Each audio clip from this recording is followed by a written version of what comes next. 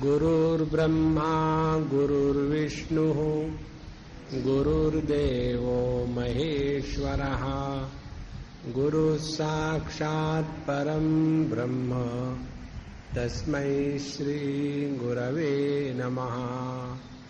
तस्मै श्री गुरवे नमः।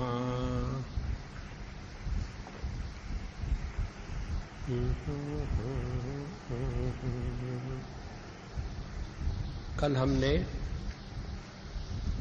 उद्धव जी का चरित्र देखना प्रारंभ किया था। विदुर जी उद्धव जी से मिले तो उद्धव जी ने बताया भगवान श्री कृष्ण अपनी लीला संवरित करके चले गए धाम में। वहां ना वसुदेव देवकी है ना कोई अनिरुद्ध इत्यादि है।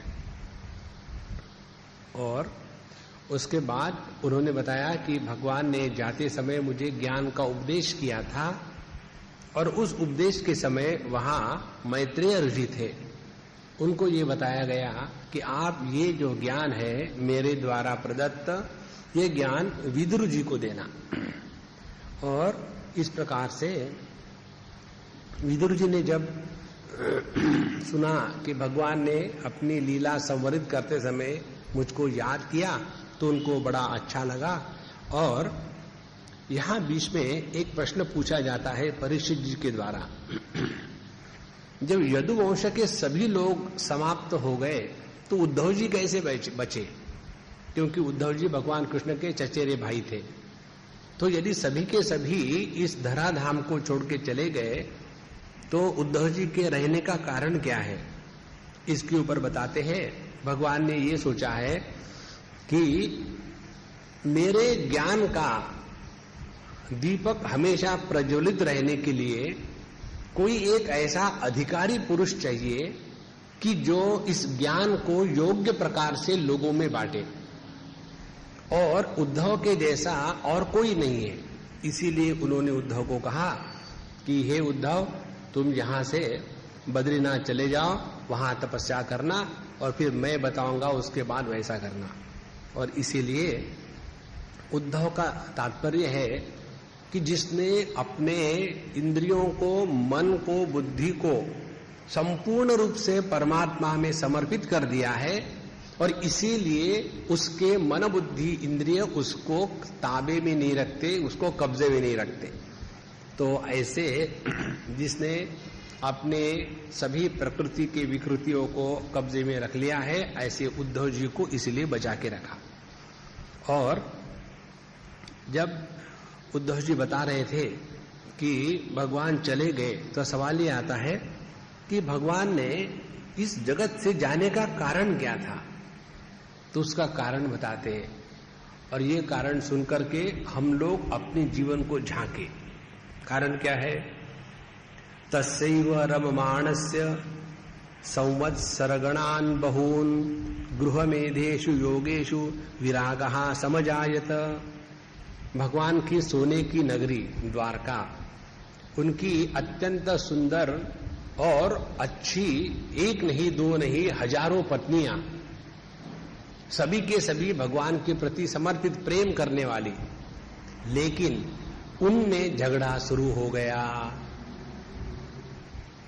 उनमें अनबन शुरू हो गई। इतना ही नहीं, बलदेव जी महाराज भगवान के प्रति इतने समर्पित, उनकी भी भगवान कृष्ण के साथ अनबन हो गई। इतना ही नहीं, भगवान के जो बच्चे थे, पुत्र थे, यहां आगे आएगा, भगवान को प्रत्येक पत्नी से 10 लड़के और 1 लड़की, इतने बच्चे हुए थे। अब गणित करो, 16,108 गुणे 11, इतने बच्चे उनके हुए थे। और वो सभी के सभी बच्चे भगवान का अनादर करने लगे। और जब भगवान उनको को समझाने जाते कि भैया ऐसा मत करो, ये गलत है, तो उन्होंने भगवान के ऊपर हाथ उठाने के लिए भी कभी नहीं करी। देखो भैया, ये दुनिया है, ये मत समझ लेना कि हमारे ही जीवन में कष्ट है। जितने कष्ट भगवान कृष्ण के जीवन में आए, उतने हम सब लोगों के जीवन के कष्टों को लो तो उसके साथ उसकी कंपैरिजन भी नहीं होगी। तो इसको सबको देख करके भगवान ने निर्णय ले लिया अभी तक तो मैंने अपने राग की लीला का प्रदर्शन किया है, अब मैं अपने वैराग्य की लीला को बताता हूं। और उन्होंने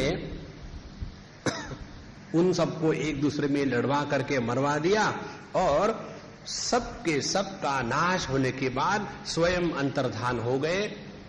और ये जो कथा आएगी आगे विस्तार से आएगी। इस प्रकार से भगवान इस धराधाम से चले गए। तो विदुर जी ने उद्धव जी के पास से सब बातें सुनने के पश्चात उद्धव जी तो चले गए बद्रीनाथ को, और विदुर जी महाराज चले गंगा जी के किनारे, जहां मैत्रेय ऋषि रहते थे, क्योंकि उनसे ज्ञान प्राप्त करना था। और जब वहां पहुंच गए ऋषि के पास, तो उन्होंने प्रश्न पूछा, सुखाय कर्माणि करोति लोकः। इस जगत के प्रत्येक व्यक्ति के कर्म के पीछे प्रेरणा एक ही है कि मुझे सुख मिले। कोई शादी करता है किस लिए? सुख मिले। अब मिलता है कि नहीं बात अलग है, लेकिन दुखी होने के लिए कोई शादी नहीं करता। अब बच्चे पैदा हुए किस लिए? ताकि सुख मिले। बच्चे पैदा होकर के आज तक किसी को सुख नहीं मिला। और जिनको बच्चे नहीं होते वो इसलिए दुखी है कि बच्चे नहीं है, और जिनके होते हैं इसलिए है कि बच्चे हैं। माने हम लोग इस दुनिया में दुखी होने के लिए ही मानो आए हैं। तो सब कुछ करते हैं सुख प्राप्ति के लिए, लेकिन हमको ना तो सुख का स्वरूप क्या है वो मालूम है, और दुख के सिवा कुछ मिलता नहीं। तो हमको जिस सुख की चाह है, जिस सुख को प्राप्त करने के लिए हम इतने अनेक प्रकार के प्रवृत्ति में लगे रहते हैं, वो सुख क्या है? इसके बारे में बड़ा सुंदर विवेचन आता है। कहते हैं कि क्या हमको सुख केवल अभी चाहिए, बाद में दुख चलेगा? बोले नहीं, हमको सुख हर काल में चाहिए। और फिर हम ये जो नित्य सुख की चाह करते हैं और दौड़ते हैं अनित्य वस्तु के पीछे, अनित्य वस्तु के पीछे दौड़ करके नित्य सुख की प्राप्ति कभी नहीं होती। दूसरी बात, हमको सुख यही चाहिए कि सब जगह चाहिए? हम कहेंगे सब जगह चाहिए। तो जो सब जगह में है उसी से सब जगह सुख प्राप्त होगा। जो केवल एक स्थान में बद्ध है, परिच्छिन्न है, उसके द्वारा सब जगह का आनंद नहीं मिलेगा।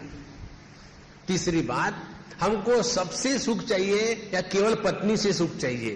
बोले सबसे सुख चाहिए। तो जो सब में होगा उसी से हमको सब में से सुख मिलेगा। उसके बाद क्या हमको ऐसा सुख चाहिए कि जिसके लिए बड़ी मेहनत करनी पड़े? नहीं, बिना मेहनत का सुख चाहिए। तो बिना मेहनत का सुख वही होगा कि जो अपना स्वभाव होगा। और महत्व की बात, क्या ये सुख हमको प्राप्त हुआ है इसकी जानकारी चाहिए, या क्लोरोफॉर्म लगा करके जैसे आदमी को ऑपरेशन थिएटर में छोड़ देते वैसा सुख चाहिए? बोले नहीं, हमको ऐसा सुख चाहिए कि जिसको हम पहचाने। तो हम सब जिस सुख की चाह कर रहे हैं उसके ये 5 लक्षण संत लोग बताते हैं, शास्त्र बताते हैं, जो हर स्थान पर हो, हर काल में हो, हर वस्तु में हो, बिना किसी प्रयत्न का हो, और हम उस सुख को पहचाने। ऐसी सुख की चाह है। और ये सुख की चाह लेने के लिए हम दौड़ रहे हैं, जो अनित्य वस्तु है, जो एक देश में है, सब देश में नहीं है, जो छोटी है। ऐसे वस्तुओं में कितना भी प्रयत्न करो, आपको अनंत सुख कभी मिलेगा नहीं। इसीलिए विदुर जी कहते हैं कि लोग दुनिया में सुख प्राप्ति के लिए कर्म तो करते हैं, लेकिन उनको मिलता है दुख, और दुख के निवृत्ति के लिए भी प्रयत्न करते हैं, फिर भी सुख नहीं मिलता। और आप कहते हैं कि यदि भगवान ही सब कुछ है तो जगत में दुख क्यों है? आगे, यदि ईश्वर ही ये दुनिया को बनाता है तो दुनिया ने दुनिया को दुखी क्यों बनाया? और ईश्वर ही सब कुछ है तो बंधन कहां से आया? और यदि कहे कि ईश्वर भी हो, जीव भी हो, परमात्मा भी हो और बंधन में भी हो, ये कैसे संभव है? इसीलिए इस सब दुनिया का जो झमेला है इसके बारे में हमको बताओ, ये क्या है सब तमाशा? इसके ऊपर मैत्रेय जी उत्तर देते हैं, सेयम भगवतो माया यन्न येन विरुध्यते। इसके बारे में ऐसा विचार मत करो, ये विचार गलत है। देखो, हम लोग कई बार विचार करते हैं, लेकिन विचार ठीक है कि गलत है ये समझ में नहीं आता। जैसे समझो हम ऐसा विचार करें कि ये लोग ऐसा क्यों करते हैं, क्या इन्होंने ऐसा करना ठीक है? अब किन्होंने कैसा करना ठीक है कि नहीं, ये विचार करने का हमको किसी ने अधिकार दिया है क्या? नहीं दिया है। तो जो जैसा कर रहा करने दो। आप विचार ऐसा करो कि जिसके द्वारा आपका मन शांत होगा। जिन विचारों के द्वारा मन शांति को प्राप्त होता है उनको कहते हैं सद्विचार, और जिन विचारों के द्वारा मन में विक्षेप आते हैं उनको कहते हैं असद्विचार या उनको कहते हैं दुर्विचार। तो हम सोचते तो बहुत है, लेकिन सोचने के बाद और परेशान होते। तो ये सोचना किस काम का? इसीलिए कहते हैं कि ऐसा विचार मत करो। फिर कैसा विचार करें? इस सब का एक ही उत्तर है। क्या उत्तर है? ये सब भगवान की माया है, ये भगवान की लीला चल रही है। ध्यान से सुनना। जब हम किसी नाटक को देखते हैं और नाटक में दिखाया है कि एक आदमी अच्छा खासा है, लुंगी पहन करके न्यूज़पेपर पढ़ रहा है, और दूसरा उधर से गुंडा आता है, आकर के उसके हाथ में इतनी बड़ी तलवार है, आकर के वो उस आदमी का पहले हाथ काट डालता है, फिर पैर काट डालता है, फिर उसको मार देता है। ये सब आपने देखा। देखने के बाद नाटक खत्म हो गया और चले गए। उसके बाद विचार करने लगो, लेकिन उन्होंने उसको ऐसा मारा क्यों? अरे बाबा, वो नाटक था, वो असली थोड़ी था। तो नाटक इसलिए देखते हैं टाइम पास करने के लिए, उसमें से कुछ सीरियसली नहीं लेना है। उसी प्रकार से ये जो दुनिया है ना, ऐसी ही चल रही है, उसके बारे में दिमाग को खर्चा मत करो। ये सब का एक ही प्रयोजन है कि जिसके द्वारा जगत से वैराग्य हो और परमात्मा के प्रति प्रेम जागृत होवे। इसको कहते हैं दुनिया का ये माया का चक्कर। और माया किसको कहते हैं? जिसका तर्क के द्वारा निर्णय नहीं होता उसको कहते हैं माया। देखो, अपनी लड़की कुछ भी करे तो ठीक है, और अपने बहू ने कितना भी अच्छा किया तो गलत है। एक ही स्त्री जब मां बनकर के रहती है तो उसका व्यवहार भिन्न होता है। वही स्त्री जब सास बनकर के रहती है तो बहू की सांस फुलाती है, इसलिए उसको सास कहते हैं। अब इसका क्या कारण है? इसका कारण कुछ नहीं है, माया है और कुछ नहीं है। इसके चक्र में मत पड़ो। इसीलिए जो वस्तु विवेक के द्वारा या लॉजिक या तर्क के द्वारा सिद्ध नहीं होती उसको कहते हैं माया। एक बार भगवान को अर्जुन ने प्रश्न पूछा कि भगवान, आपकी माया हमको बिल्कुल समझ में नहीं आती, आप कैसे लोगों पर उपकार करते हो या कृपा करते हो? बोले चलो मैं दिखाता हूं। और चले गए दोनों ब्राह्मण का वेश लेकर के एक बड़े अमीर व्यक्ति के यहां, और कहा भिक्षाम देहि। वो बाहर आया और गाली सहस्त्र नाम अर्चना, एक के बाद एक गाली। वो गालियां खाने के बाद भगवान और अर्जुन बोले चलो भाई, यहां गालियां मिली। दूर गए, वहां से भगवान ने उस आदमी को आशीर्वाद दिया, इसके पास और धन दौलत आ जाए। तो अर्जुन को लगा अटपटा, ये क्या है, कोई गाली दे उसको धन दौलत पे। फिर आगे गए, वहां एक छोटा सा ऐसी झोपड़ी के जैसा स्थान था, वहां एक गरीब आदमी रहता था। उसके पास एक छोटी सी बकरी के साइज की गाय थी और उसके पास बिल्ली के साइज का एक बछड़ा था, और उसने उसमें से दूध निकाला आधा कप, और वो पीने ही वाला था। उस समय ये महात्मा पहुंच गए, भिक्षाम देहि। तो उसने कहा अतिथि देवो भव, लीजिए मेरे पास केवल इतना ही है और कुछ नहीं है। ये फट से पी गए, थैंक यू तक नहीं किया, अर्जुन को दिखाया तक नहीं, और वहां से निकल पड़े। निकलने के बाद फिर कहते हैं कन्हैयालाल कि देखो इसकी गाय और बछड़ा दोनों मर जाए। अब अर्जुन को आया गुस्सा, ये क्या है? बोलिए ऐसा ही है, इसको कोई कारण नहीं है। देखो, जब हम अपने जीवन के प्रत्येक घटना को परमात्मा की लीला के रूप में स्वीकार करेंगे तो जीवन में हमेशा आनंद बना रहेगा। और यदि हम ऐसी कल्पना करेंगे, ये कल्पना करो, ये हम हमेशा उदाहरण देते हैं ऐसी कल्पना करो कि एक लड़का है एक लड़की है, दोनों बगीचे में गए, एक दूसरे को देखा, अच्छे लगे, दोनों माँ बाप के पास गए, शादी करेंगे, कहा कर लो शादी, सिनेमा खत्म। आया मजा?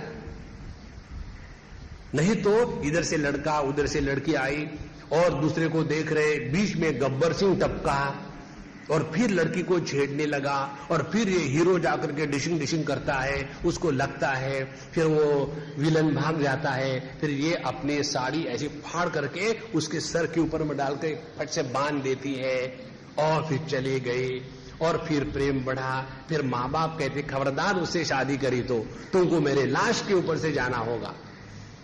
और फिर बीच में गाने आते हैं दुनिया भर के, नाचना गाना, और आखिरी में जाकर के 3 घंटे के बाद सिनेमा खत्म हो गया, उनकी शादी हो गई और फिर वो पछताए क्यों शादी करी। मजा आया ना?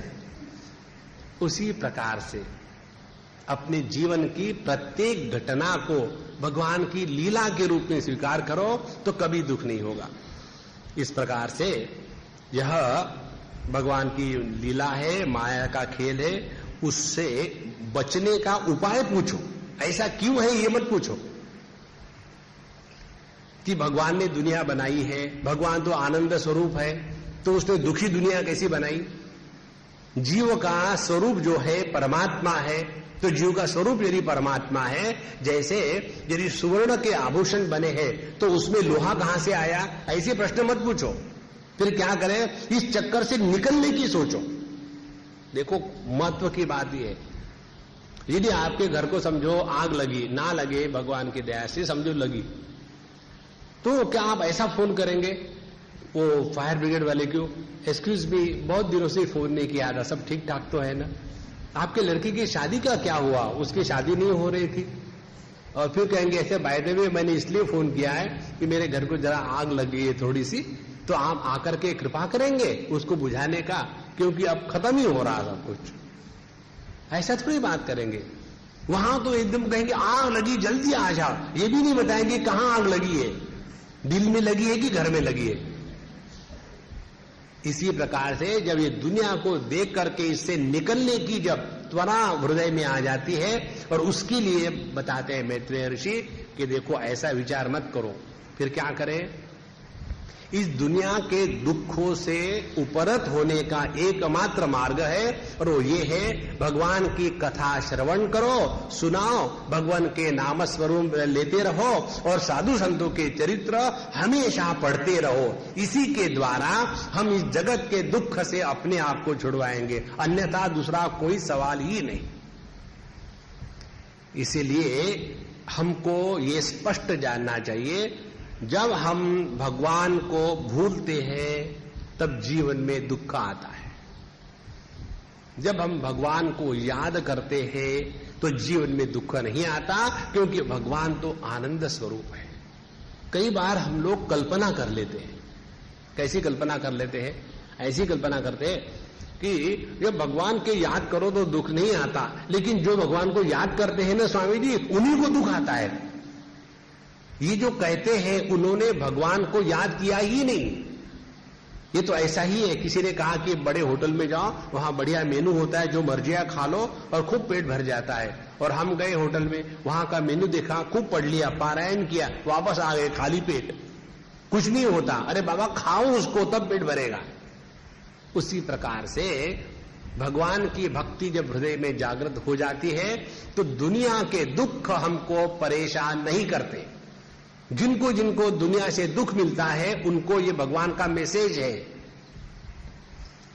जो होता है ना, फोन आप लगाओ और दूसरा कॉल जब आता है तो बीप आता है बीच में ना, पिप पिप पिप पिप। उसी प्रकार से हम दुनिया में जो चक्कर में फंसे हुए हैं ना, तो दुख नाम की बीप आती है, उस समय भगवान का कॉल होता है। लेकिन हम इतने बिजी हैं कि उनके कॉल को रिसीव करने को तैयार ही नहीं।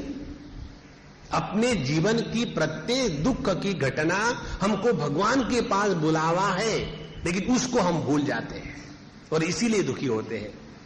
इसीलिए भगवान का कथानुश्रवण करो और उसी के बाद भगवान के प्रति प्रेम होगा, जगत के प्रति वैराग्य होगा, जितना जगत के प्रति वैराग्य होगा उतना जगत आपको दुख नहीं देगा।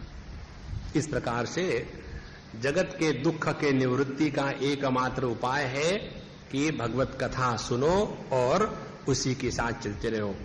इसके बाद अब प्रसंग आता है भगवान का किस प्रकार से वराह अवतार हुआ, हिरण्याक्ष को कैसा मारा, देवहूति क्या है और कपिल जी ने उनको कैसा उपदेश किया, ये प्रसंग इस चतुर्थ स्कंद में आता है। हमने जैसा कल आपको बताया था कि नैमिषारण्य में सूत और शौनक जी का संवाद चल रहा है, वो कर्म की प्रधानता से है। गंगा किनारे दो संवाद चल रहे, एक चल रहा है परीक्षित और सुखदेव जी के बीच में, जिसमें परीक्षित जी श्रोता है और सुखदेव जी वक्ता है, और दूसरा चल रहा है मैत्रेय जी और विदुर जी के बीच में, जिसमें मैत्रेय जी श्रोता है, वक्ता है और विदुर जी श्रोता है। और इस प्रकार से भागवत की चर्चा चल रही है। तो इस चर्चा में मैत्रेय जी ने बताया कि कैसे उनकी गुरु परंपरा रही। वो बताते हैं कि हमारे जो ज्ञान का प्रारंभ है वो शेष भगवान से है। शेष भगवान के पास एक बार सनत कुमार जी महाराज गए, उन्होंने उनसे प्रार्थना करी हमको ब्रह्म ज्ञान दीजिए। फिर वही ज्ञान सांख्यायन के पास आया, वही बृहस्पति के पास आया और वही बृहस्पति जी ने ज्ञान मुझे दिया। इस प्रकार से पहले उन्होंने अपने ज्ञान की परंपरा दी। ये ज्ञान की परंपरा बताने का तात्पर्य क्या है? तात्पर्य ये है कि कोई भी ज्ञान किसी व्यक्ति के बुद्धि की उपज नहीं होती। आप ये प्रसंग हमेशा देखेंगे, जब कोई प्रश्न पूछता है तो महात्मा कहेंगे देखो ऐसा ही प्रश्न युधिष्ठिर ने नारद जी को पूछा था। माने आपने जो प्रश्न पूछा है कोई खास प्रश्न नहीं है, हमेशा पूछते आए। अपने आप प्रश्नों को लेकर के ज्यादा 30 मार्क का मत समझना। उसी प्रकार से जब उसका उत्तर दिया जाता है वो नहीं कहते मैं बताता हूं, कहते ऐसे प्रश्न का उन्होंने ऐसा उत्तर दिया था। इस प्रकार से जो प्रश्न करता है और जो उत्तर करता है दोनों अनादिकाल से उपलब्ध है, और ये जगत की कोई भी समस्या नई नहीं है और किसी भी समस्या का समाधान भी नया नहीं है। ये अनंत काल से सृष्टि में ऐसा ही हो रहा है, कोई नई बात नहीं इस दुनिया में। एक बार हमारे स्वामी जी को किसी ने प्रश्न पूछा था, हम थे उस समय वहां, कि Swami ji why the world is created by the lord, भगवान ने दुनिया क्यों बनाई? तो स्वामी जी ने उत्तर दिया, ये प्रश्न अभी तक 3998 करोड़ बार पूछा गया है और उतने ही बार उसका उत्तर दिया गया है। इस जगत में कुछ भी नवीन नहीं है, सब हमेशा ऐसा ही रहा है। इसलिए यह जो ज्ञान है ये अनादिकाल का अखंड ज्ञान है। जो भौतिक शास्त्र का ज्ञान होता है ना, उसमें नई नई चीज का बड़ा महात्म्य होता है। पहले जैसे सल्फा ड्रग थे, उसके बाद पेनिसिलिन आया, उसके बाद टेरामेरासिन आया, जो दवाई है ना टेरामाइसिन, टेरा मीन्स तेरा, माई मीन्स मेरा, सिन माने पाप, ये टेरामेरासिन जो है वही आ गया। तो दुनिया भर की दवाई आ गई। तो जैसी जैसी नई दवाई आती है पुरानी दवाई ओल्ड हो जाती है। लेकिन जो आत्मज्ञान है, ब्रह्म ज्ञान है, उसके बारे में ये नियम लागू नहीं है। जो अनादि अनंत काल से जो अभिन्न ज्ञान है वही ओरिजिनल ज्ञान है। और इस ज्ञान को ना तो ईश्वर ने बनाया है ना तो जीव ने बनाया है। यदि हम कहेंगे कि ईश्वर ने इस ज्ञान को बनाया तो कहना पड़ेगा एक समय ऐसा था कि जब ज्ञान नहीं था, तो क्या अज्ञान से ज्ञान को बनाया? इसीलिए जो शुद्ध ज्ञान है उसका वर्णन शास्त्र बताते हैं। जिस ज्ञान में ज्ञाता और ज्ञेय ये भेद समाप्त हो जाता है उसको कहते हैं शुद्ध ज्ञान। ध्यान से सुनना, हम जब किसी भी वस्तु का ज्ञान लेते हैं, बहुत सूक्ष्म बात है, मन लगा के सुनना। जब हम किसी वस्तु का ज्ञान लेते हैं, जैसे ये माइक हमारे सामने है, तो इस ज्ञान में भेद निर्माण हो गया। यह माइक है, इसको जानने वाला मैं हूं और मैं माइक नहीं हूं। तो ये ऐसा ज्ञान है जिस ज्ञान में ज्ञाता और ज्ञेय इसका भेद है, और इसमें अहम भाव और अनहम भाव माने मैं और मैं नहीं, ये दो भाव निर्माण होते हैं। तो यह जो ज्ञान है यह केवल मानसिक ज्ञान है, ये तत्व का ज्ञान नहीं है। और जो हमको अपने बारे में जो ज्ञान है कि मैं हूं, मैं जिंदा हूं और मैं अपने आप से प्रेम करता हूं, मेरा कभी अभाव नहीं हुआ, मेरा कभी जन्म नहीं हुआ, मेरी कभी वृद्धि नहीं हुई, मैं ज्यों का त्यों हूं, मेरा कभी मृत्यु नहीं हुआ, यह जो अपने बारे में जो भान है, इसमें ज्ञाता और ज्ञेय यह द्वैत का निर्माण नहीं होता। तो यह जो शुद्ध ज्ञान है वह ज्ञान कभी भी बदलता नहीं। इसलिए ज्ञाता और ज्ञेय इसके भेद के रहित जो ज्ञान है वही अपौरुषेय ज्ञान है, उसी को वेद कहते हैं। वेद किसी पुस्तक को नहीं कहते, वेद किसी शब्द को नहीं कहते। यह वेद अखंड है, अनादि है, अपौरुषेय है, किसी मनुष्य के द्वारा निर्मित नहीं है। इसके बाद उन्होंने अपनी गुरु परंपरा बताई और उसमें बताया कि ब्रह्मा जी ने जब उनको ज्ञान प्राप्त हुआ तो बताते हैं कि जगत का निर्माण कैसे हुआ। तो शेष शैया पर पुरुषोत्तम भगवान आराम से शयन कर रहे हैं और संकर्षण भगवान ने, जो शेष भगवान है, उन्होंने ये सब बताया कि ऐसे शेष भगवान के वारी में पानी में डूबे हुए हैं और वहां भगवान नारायण शयन कर रहे हैं और उस समय उनके नाभि से एक कमल निकला। अब देखना, भिन्न भिन्न कल्प होते हैं। एक होता है वराह कल्प, एक पाद्म कल्प और एक है ब्रह्म कल्प। इसको जरा ठीक से समझ लेना। दो प्रकार के प्रलय माने गए हैं।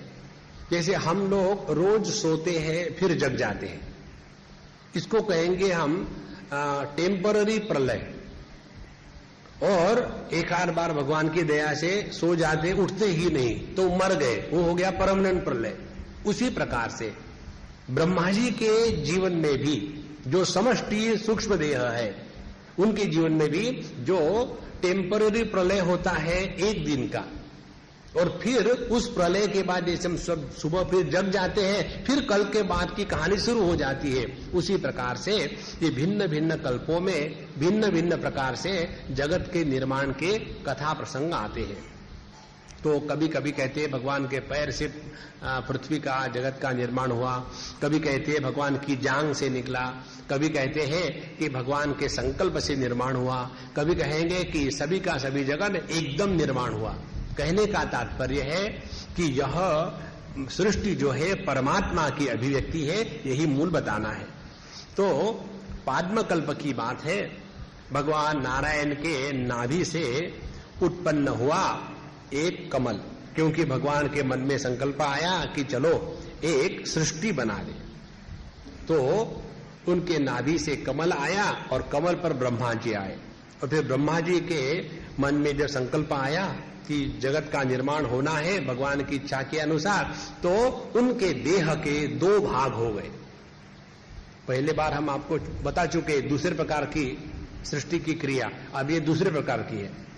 उसमें कैसा बताया था कि ब्रह्मा जी ने फिर जगत का निर्माण किया, फिर अन्य प्रकार के जैसे प्रकृति, फिर महत तत्व, फिर अहंकार, फिर पंचतन मात्रा और अनेक प्रकार की योनियां, ऐसा जगत निर्माण हुआ। यहां दूसरी प्रक्रिया है। ब्रह्मा जी जब निकले उस कमल के ऊपर में, तो उन्होंने सृष्टि का निर्माण करने का संकल्प किया और उनका जो देह है दो भागों में विभाजित हो गया। हम आपको इसका आध्यात्मिक अर्थ भी बताएंगे। अच्छा, ये दो भागों में विभाजित होने के बाद एक भाग जो है उसको कहते हैं स्वयंभू मनु, और जो दूसरा भाग है उसको कहते हैं शतरूपा। तो एक ही ब्रह्मा जी से मनु और शतरूपा ये दो भाग निर्माण हो गए, और निर्माण होने के बाद फिर उन दोनों को आज्ञा हुई कि तुम अब शादी करके इस जगत को बढ़ाओ। तो ब्रह्मा जी ने उनको आज्ञा दी। तो यह मनु और शतरूपा, ये दो पहला जो कपल है निर्माण हुआ, और फिर उनसे इस सृष्टि की निर्मिति होने के लिए उनको आज्ञा दी गई। अब देखना आध्यात्मिक दृष्टि से क्या है, बहुत सरल बात है, इसको पकड़ लो ना आप तो ध्यान भी यूं हो जाता है। शुद्ध चैतन्य, उसमें दो भाव निर्माण होते हैं, एक अहम और एक इदम। अहम माने मैं और इदम माने मैं नहीं। जिस ज्ञान में ये दो भाव निर्माण हो जाते, मैं और मैं नहीं, वहीं से सृष्टि निर्माण हो गई। जब हमारी नींद खत्म हो जाती है तो नींद खत्म होने के बाद सबसे पहली जो स्फुरणा होती है कि मैं, और दूसरी स्फुरणा होती है यह। तो मैं और यह, ये जिस ज्ञान में निर्माण होता है, उसी के बाद इस सृष्टि का विस्तार हो जाता है। तो यही ब्रह्मा जी जो समष्टि अंतःकरण है, उनमें ये दो भाग हो गए, मनु और शतरूपा। और ये मनु और शतरूपा जी ने भगवान से प्रार्थना करे कि प्रभु हम आपके बच्चे, हम क्या करें? बोले शादी करके अब बच्चे पैदा करो, सृष्टि को बढ़ाओ। उसमें भागवत कथाकार बड़ी सुंदर बात लिखते हैं कि जब किसी की ऐसी संतान पैदा होवे कि जो अपने माँ बाप से पूछे कि मम्मी डैडी मैं क्या करूं, कैसे करूं, आपके आज्ञा के अनुसार चलूंगा, तो समझ लेना उनके अनेक जन्मों के पुण्य बाहर आ गए हैं। तो इस प्रकार से जब पूछा कि हम क्या करें, तो उनको बताया गया कि तुम शादी करके बच्चे पैदा करो, सृष्टि को बढ़ाओ। अब सवाल ये है, उन्होंने कहा कि भगवान आपकी आज्ञा तो ठीक है, लेकिन हम बच्चों को कहां पैदा करें? पृथ्वी तो पानी में डूबी हुई है, तो घर कहां बसाएंगे? तो ब्रह्मा जी ने कहा ये तो बात ठीक है, तुमने ठीक ही कहा, पृथ्वी तो है ही नहीं, कहां करोगे? और इस प्रकार से फिर उन्होंने इस पृथ्वी को जागृत करने के लिए संकल्प किया, तपस्या करी, विचार किया, चिंतन किया, इस पृथ्वी को पानी में से बाहर कैसा निकाला जाए। देखो ये जो पंचमहाभूत जो है ना, ये परमात्मा की ही शक्तियां हैं। जो आकाश है यह व्यापिनी शक्ति है, जो वायु है ये गतिमती शक्ति है, जिसके द्वारा जगत में गति दिखती है, ये परमात्मा की शक्ति है। जो अग्नि है भगवान की रूप की शक्ति है, उसी के कारण रूप रह सकता है। उसके बाद जो पानी है ये भगवान की आप्यायनी शक्ति है, जिसके कारण हमारी प्यास बुझ सकती है। और जो पृथ्वी है ये भगवान की धारिणी शक्ति है। तो धारिणी शक्ति को जागृत करने के लिए फिर ब्रह्मा जी ने कल्पना की, संकल्प किया कि भगवान की इस शक्ति को हमको अब बाहर निकालना है, ताकि उसके ऊपर में जगत का निर्माण होए। तो जैसा उन्होंने ऐसा विचार करना शुरू किया, तो उनके नाक में से एक छोटा सा सूअर बाहर निकल आया, वराह, एक सूअर बाहर निकल आया। और बाहर निकल आने के बाद देखते देखते वो एकदम विशालकाय हो गया एक क्षण में। और विशालकाय होने के बाद उसने जोर से आवाज की और उस समुद्र में वो कूद पड़ा। और कूद पड़ने के बाद सीधा पृथ्वी जहां डूबी हुई थी पानी में, वहां चला गया। और जहां करके उसने अपने मुख के ऊपर में पृथ्वी को रखा, और पृथ्वी को रख करके पानी के ऊपर ले आए, और पानी के ऊपर में उसकी स्थापना करी। इसीलिए इस वराह को कहते हैं यज्ञ स्वरूप।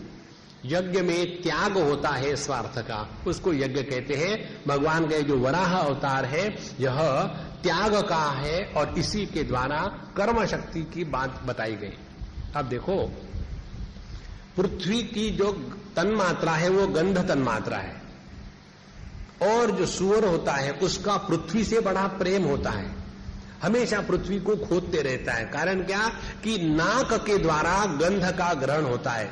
इस प्रकार से आधि भौतिक जो है पृथ्वी, और आधि दैविक है भगवान वराह, जिन्होंने पृथ्वी की स्थापना की। और आध्यात्मिक है हम लोग, हमको दुनिया भर के स्मेल जो आते हैं वो उसी भगवान के शक्ति के कारण आते हैं। इस प्रकार से भगवान वराह ने यह पृथ्वी की स्थापना करी। तो उसके पश्चात स्वयंभू मनु और शत्रुपा उसके ऊपर रह करके अपनी सृष्टि का विस्तार करने लगे। जब ऐसी बात हुई तो विदुर जी ने कहा मैत्रेय जी से कि भगवान, हमने तो ऐसा सुना है कि जब भगवान वराह ने अवतार लिया पृथ्वी का उद्धार करने के लिए, तो उनको बीच में हिरण्याक्ष मिला और हिरण्याक्ष ने बहुत बड़ी परेशानी करी भगवान के लिए।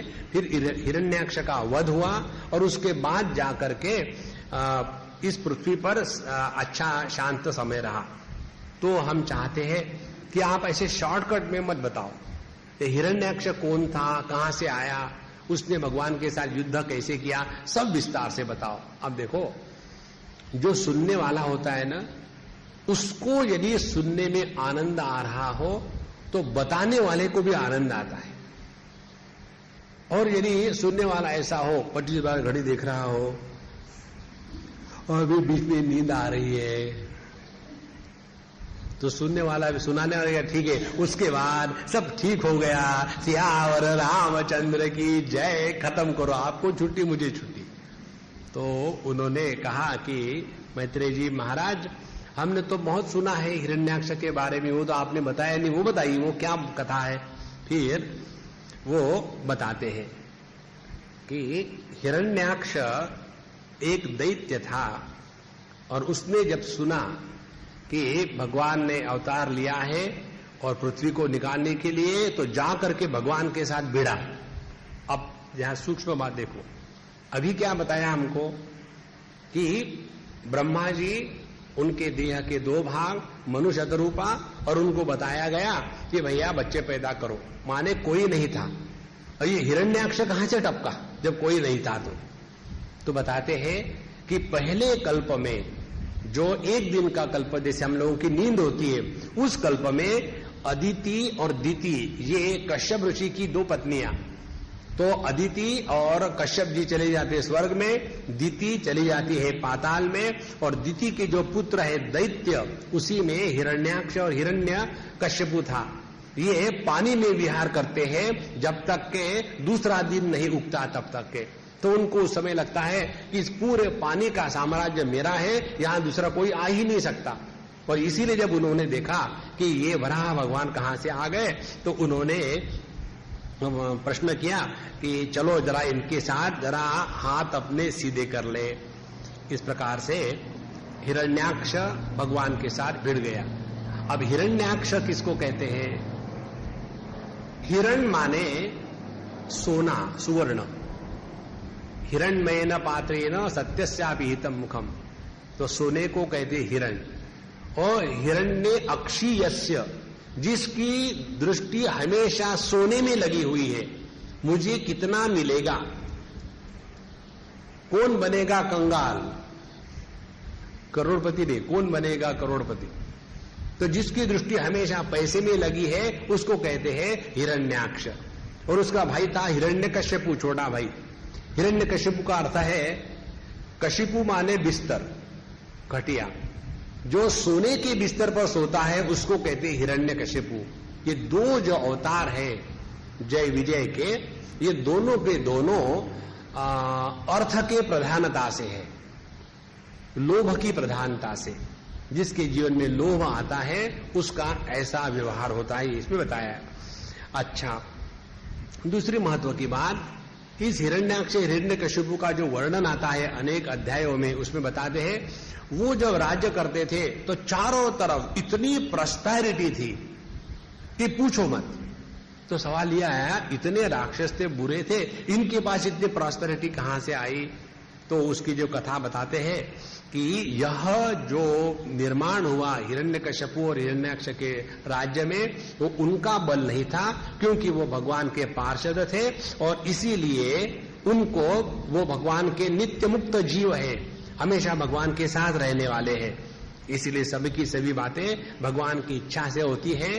वो चाहे तो घास को एक बड़ा पर्वत बना दे या पर्वत को एक घास की पत्ती बना दे, भगवान सर्वसमर्थ है, वो कुछ भी कर सकते हैं। और इसीलिए इस संसार में जो आए वो भी भगवान की इच्छा से ही आए। इस प्रकार से वो चाहे तो हमको मुक्त करा दे, चाहे तो हमको बांध के रखे। तो यह जो जय विजय दो भगवान के पार्षद थे उनके बारे में इतिहास बताना शुरू कर देते हैं कि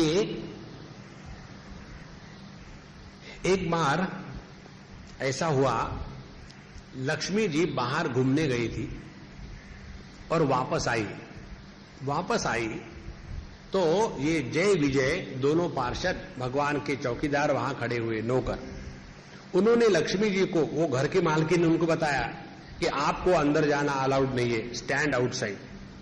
बोले क्यों? बोले हमारे स्वामी आराम कर रहे हैं। तो लक्ष्मी जी को गुस्सा आ गया, हमारे नौकर हमको सिखाते, तुम्हारे स्वामी मेरा पति है, मैं कभी भी जाऊंगी, तुम कौन होते पूछने वाले? उनको मना कर दिया। तो उनको बड़ा गुस्सा आया। गुस्सा आने के बाद फिर जब ये अंदर आ गई योग्य समय पर और एकदम गरम फू फू फू, ये कैसे नौकर रखे हैं, इनको तो निकाल देना चाहिए, बिल्कुल बदतमीज हो गए। उनको ये भी नहीं समझता कि मैं कौन हूं, मेरा अपमान किया। तो विष्णु भगवान शांत, देखो तुमने जो कहा वो ठीक है, लेकिन तुम्हारे कहने से यदि मैं अपने नौकरों को निकाल दूं तो लोगों में मेरी बदनामी होगी। लोग कहेंगे कि विष्णु हो गया हेनपेक्ड।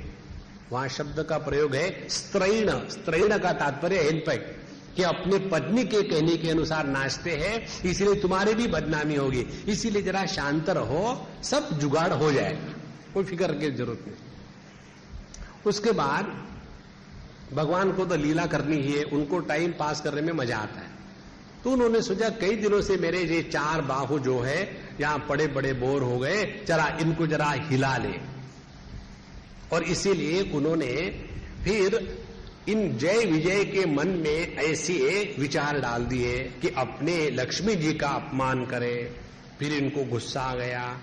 उसके बाद कहेंगे देखो, जब ये किसी साधु संत का अपमान करेंगे ना तो अपने आप इनको पनिशमेंट मिल जाएगी, मुझे कुछ करने की जरूरत नहीं। भगवान बड़े स्मार्ट हैं, करवाते सब कुछ है लेकिन अपने दूर रहते। अब देखो कितने लोग मरे, किसी ने आज तक यमराज को दोष दिया है क्या? लोग कहता है हार्ट अटैक से मर गया, कैंसर से मर गया, डिसेंट्री से मर गया, उसके बाद मलेरिया से मर गया, एक्सीडेंट से मर गया। कोई ये नहीं कहता कि यमराज ने बुला लिया, कभी नहीं कहता। यही तो भगवान की लीला है। तो भगवान ने कहा कि ठीक है हम सब करवा लेते, शांत रहो। और फिर जो भगवान के नित्य भक्त है सनत कुमार इत्यादि, वे हमेशा 5 साल की उम्र में रहते हैं और भगवत तत्व में निष्ठा है। उनके मन में ये कभी संकल्प आता ही नहीं कि भगवान के वैकुंठ में जाकर के दर्शन करें, क्योंकि उनको नित्य दर्शन हो रहे जब चाहे। फिर भी उनके मन में भगवान संकल्प डाल देते हैं चलो वैकुंठ में जाए। वैकुंठ में आए। आने के बाद फिर ये जो जय विजय दोनों पार्षद थे, जय माने अपने इंद्रियों पर जय, विजय माने अपने मन पर विजय। ऐसे ही भगवान के वैकुंठ में रहने के अधिकारी होते हैं, जिनका अपने इंद्रियों पर और अपने मन पर जय विजय नहीं है, वो भगवान के पास रहने के अधिकारी नहीं है। तो ये भगवान की शक्तियां हैं, ये भगवान के नित्य मुक्त भक्त है। तो जब वो आए तो फिर उनके मन में भगवान ने वैसा संकल्प डाल दिया कि जरा इनको हटाओ। तो उन्होंने कह दिया कि कहां से घूमते हो, आ रहे हो, कोई जरूरत नहीं आने की, चले जाओ बाहर, हमारे बॉस सो रहे। तो उस समय फिर सनक आदि जो हमेशा शांत रहते, उनके मन में भगवान ने क्रोध निर्माण कर दिया। और क्रोध के द्वारा उन्होंने कहा कि तुम ये वैकुंठ में रहने के लायक नहीं हो, क्योंकि तुम यहां भेद की भावना कर रहे हो। संपूर्ण विश्व एक ही परमात्मा के उदर में है और तुम मेरा तेरा का भाव करते हो, और इसीलिए तुम किसी भी प्रकार से इस वैकुंठ में रहने के लायक नहीं हो, और इसीलिए तुम यहां से गिर करके अब असुर योनि में जन्म ले लो। असुर योनि का, असुर का तात्पर्य है असुसु प्राणेषु इंद्रियेषु रमन्ते इति असुरः। जो केवल अपने इंद्रियों में ही रमण करता है उनको असुर कहते हैं, माने भोग विलासी व्यक्तियों को असुर कहते हैं। तो ऐसे तुम वैकुंठ में मत रहो, यहां से जाकर के असुर योनि में चले जाना। और वैकुंठ किसको कहते हैं? भगवान का जो सत स्वरूप है, सत्य धाम है, उसको कहते हैं वैकुंठ। चित किसको कहते हैं? जब भगवान के हृदय में अपनी ही महिमा का आनंद लेने की इच्छा होती है तो भगवत भक्त निर्माण होते हैं। एक ही परमात्मा वैकुंठ के रूप में है, वही परमात्मा भगवान के भक्त के रूप में है, और वही परमात्मा आनंद रूप से भगवान का विग्रह बन जाते हैं। इस प्रकार से धाम, विग्रह और भक्त, ये तीनों के तीनों एक ही परमात्मा के तीन रूप है। तो ऐसे भगवान के धाम में जब एक सनत कुमार इत्यादि चले गए, उनका अपमान हुआ तो उनको गुस्सा आया। वहां शब्द का प्रयोग है कामानुज। जैसे होता है ना रामानुज, वैसे क्रोध को कहते हैं कामानुज। अनुज माने बाद में आने वाला, बाद में पैदा हुआ। ज माने जन्म, अनु माने बाद में, पश्चात। तो कामानुज माने पहले हमारे मन में काम आता है, और जब कामना की पूर्ति नहीं होती है तो उसके बाद क्रोध आ जाता है। इसीलिए क्रोध को काम का छोटा भाई कहा है। तो कामानुज उनके हृदय में प्रवेश कर दिया और उन्होंने उनको शाप दे दिया। और जब शाप दे दिया और उसमें कहा कि जाओ अब तुम जाकर के मृत्यु लोक में, मर्त्य लोक में जाकर के जितना चाहे भेदभाव। ये लोभ की प्रधानता से हिरण्याक्ष हिरण्यगर्भ बने, और हिरण्याक्ष और हिरण्यकश्यपु बने, जय विजय। और फिर काम की प्रधानता से ये बने रावण, और क्रोध की प्रधानता से बने शिशुपाल। इस प्रकार से ये भगवान के जो दो पार्षद हैं, इनको 3 बार जन्म लेना पड़ा, और उनका उद्धार करने के लिए भगवान ने स्वयं 4 बार अवतार लिया है। वराह के रूप में लिया, और नरसिंह भगवान के रूप में लिया, और भगवान कृष्ण के रूप में लिया, और भगवान रामचंद्र जी के रूप में लिया। तो इस प्रकार से भगवान अपने ही भक्तों का उद्धार करने के लिए ये सब लीला करते हैं। अब इस प्रकार से जब ये प्रसंग चल रहा था तो बीच में एक प्रश्न आता है कि ये ऐसी बात गलत जब की इनके पार्षदों ने, तो भगवान को गुस्सा नहीं आया? तो बताते नहीं। उन्होंने सनक आदि को बताया कि आपने बड़ा अच्छा किया, इनको शाप दिया, क्योंकि जब स्वामी कोई गलती करता है तो उसको तो हम माफ कर देंगे, लेकिन यदि किसी नौकरों ने गलती करी तो उनको पनिशमेंट करते हैं। तो असल में ये पनिशमेंट केवल मेरे नौकरों को नहीं, मुझे भी है, और इनका उद्धार करने के लिए मैं भी मृत्यु लोक में जाऊंगा। देखो, जो अपने नौकरों के दोष को अपने दोष के रूप में स्वीकार करता है वही बड़ा होता है। नॉर्मली हम क्या करते हैं, अपने दोष को भी नौकरों के नाम पर लगा करके अपने को अच्छे बनाते हैं। एक बम्बई की बात है, एक लड़का खूब जोर से अपने मरीन ड्राइव पर जोर से कार चला रहा था, जाकर के किसी को ठोक दिया, वो बेचारा आदमी मर गया पता नहीं। फिर उसके पीछे पुलिस गई और जाकर के घर में रख दिया, और तुरंत उस लोगों ने बताया उसके नौकर को, ड्राइवर को, कि तुमने बताना कि मैं गाड़ी चला रहा था, सब हम तुम्हारा देख लेंगे। अब देखो, वो बेचारा गरीब, पैसे की जरूरत है, उसको मुझे क्या फर्क पड़ता है, मैं घर में रहूं या जेल में रहूं, मेरे घर के लोगों को देखते रहना। तो हम लोग अपने दोषों को नौकरों पर लगाते हैं, लेकिन भगवान वो है कि नौकरों के दोष को भी अपने पर स्वीकार कर लेते हैं। इस प्रकार से अब इनका जो जन्म हुआ था हिरण्याक्ष हिरण्यकश्यपु, इनके जन्म की कथा भी बड़ी सुंदर है। उसमें बताते हैं कि कश्यप ऋषि की ये 2 पत्नियां थी, दिति और अदिति। दिति माने अवखंडने, जो भेद करती है, टुकड़े करती है, उसको कहते हैं दिति, और दिति के जो पुत्र है उनको कहते हैं दैत्य। और अदिति माने जो मिलाप करती है उसको कहते हैं अदिति, और अदिति के जो पुत्र हैं उनको कहते हैं आदित्य। भगवान वामन अदिति के ही पुत्र थे। तो एक ऐसी बात आती है, बड़ी विचित्र बात। एक बार हमारे कश्यप ऋषि महाराज, और कश्यप किसको कहते हैं, जो दृष्टा मात्र है, वो किसी से प्रभावित नहीं होता। देखो, हमारे सबके हृदय में ये 2 पत्नियां हैं। कभी भेद भावना आती है, कभी मिलाप का विचार आता है, कभी भेद का भाव, कभी मिलाप का भाव, और इन दोनों को प्रकाशित करने वाला मैं दृष्टा, यह कश्यप ऋषि है। तो ये कश्यप ऋषि की दोनों पत्नियां, तो एक बार दिति के मन में काम की वासना जागृत हुई और काम की वासना जागृत होने के बाद वो गई अपने पति के पास और कहा कि मुझे अभी आपसे सहवास चाहिए, संभोग चाहिए। तो उस समय उनको बताया गया कि देखो, एक बहुत महत्व की चीज कहते हैं शास्त्र, धिक्ताम या याचते स्वयं, जो स्त्री स्वयं होकर के काम वासना की पूर्ति की इच्छा करती है उस स्त्री को धिक्कारते हैं शास्त्र। तो तुमने इस प्रकार की गलत बात करी है और 5 कारणों के कारण ये करना नहीं चाहिए। कश्यप ऋषि ने समझाया। कौन से 5 कारण है? कहते एक तो बात यह है कि मैं इस संध्या के समय संध्या वंदनम करने के लिए बैठा हूं, ये काम, ये समय जो है भोग का नहीं है।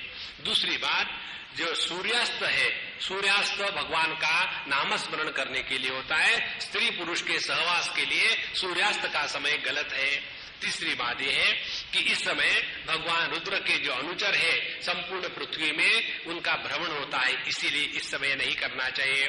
चौथी बात, तुम्हारे मन में काम वासना बहुत जबरदस्त जागृत हो गई है। जो पति पत्नी का सहवास काम से प्रेरित होकर के होता है वहां अच्छे संतानों की पैदाइश नहीं होती। जैसे भगवान शंकराचार्य का जीवन ले लीजिए, उनके माँ बाप को बच्चा नहीं था तो दोनों ने तपस्या करी और तपस्या के बाद भगवान शंकराचार्य के माँ को सपना आया कि मैं तुम्हारे पुत्र के रूप में उत्पन्न हो जाऊंगा। वैसे उनके पिताजी को आया और उसके बाद जो पुत्र हुआ वो भगवान शंकराचार्य हुआ। पति पत्नी का सहवास जब भोग के लिए होता है तब इस प्रकार का जगत निर्माण होता है, और वही पति पत्नी का सहवास यदि यज्ञ के रूप से तपस्या के द्वारा परमात्मा को प्राप्त करने के लिए होता है तब उसके द्वारा अच्छी संतान पैदा होती है। तो तुम्हारे मन में बड़ी काम वासना है इसलिए नहीं करनी चाहिए। 5वीं बात यह है कि मैं ना कर रहा हूं फिर भी तुम जबरदस्ती कर रहे हो।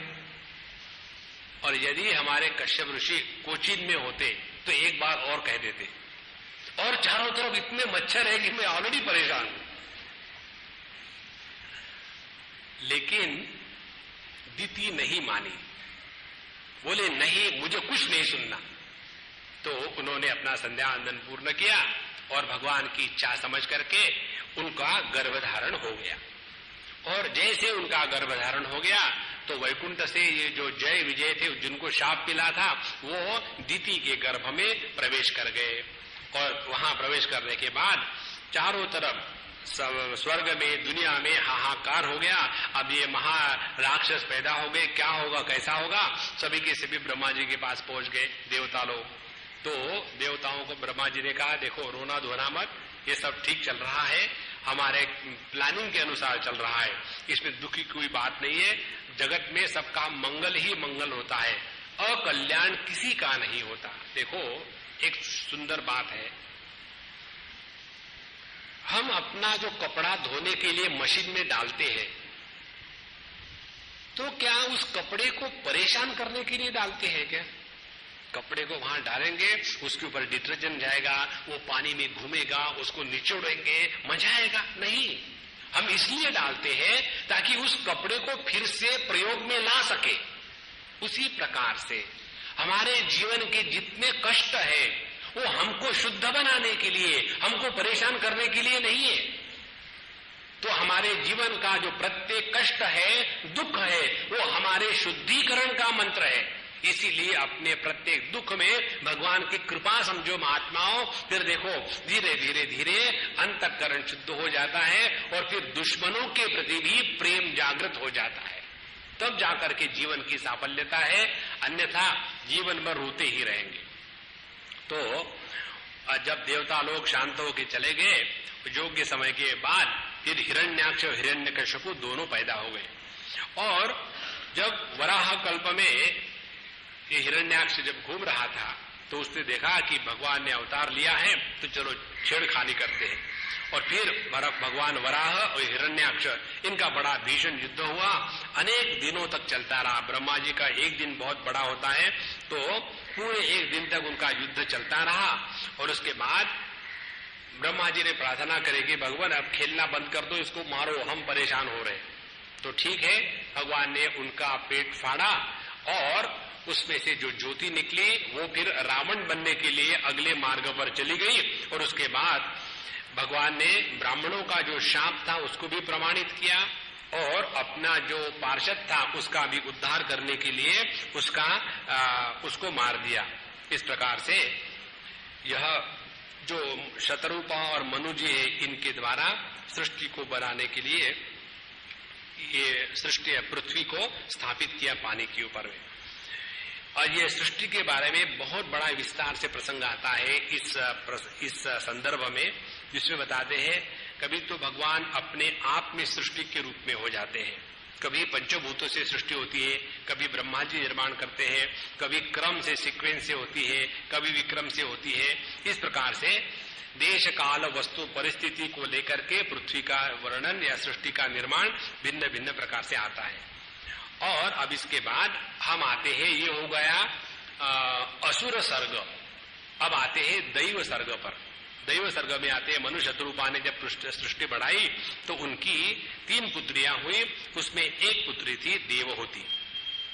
हुति माने बुलाना, देव माने भगवान, जो भगवान को अपने पास बुलाए उसको कहते हैं देवहूति।